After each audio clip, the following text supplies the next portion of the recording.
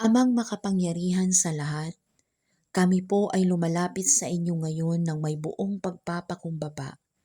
Dala ang aming mga puso at isipan upang ipanalangin ang aming mga mahal na OFW na naglilingkod sa iba't ibang sulok ng mundo. Pakiusap po, Panginoon, na patuloy ninyong gabayan at protektahan sila sa kanilang araw-araw na buhay. Bigyan po ninyo sila ng kalakasan ng loob at katawan, lalo na sa mga panahong sila'y nalulungkot at nag-iisa.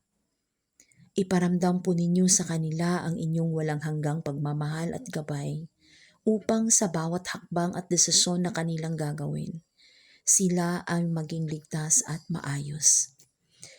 Panginoon, hinihiling din po namin ang inyong basbas para sa kanilang mga pamilya na naiwan dito sa Pilipinas.